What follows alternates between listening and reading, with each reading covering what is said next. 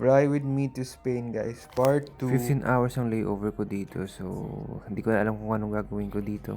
And guys, ang angas ng banyo nila. Hindi siya yung inuupuan. Kailangan mo talaga mag-froggy style dyan.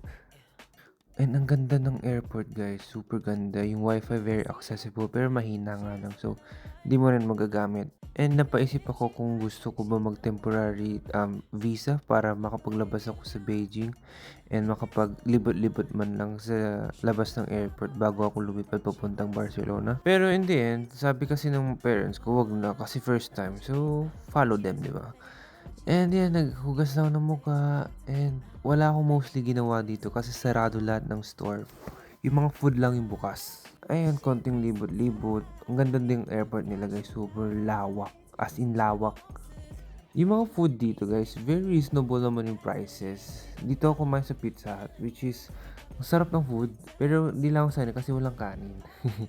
Nasanay kasi tayo sa may kanin din. Sobrang sarap. Nakadalawang order ako. 3 order ka mo ng burger, pati ng chicken poppers, ba tawag dyan. Basta masarap yan. Dahil close lahat ng mga stall, restaurants lang yung bukas. Ang ginawa ko, natulog lang. Tulog lang guys, kasi mahina yung wifi, so hindi ako makapaglaro ng online games.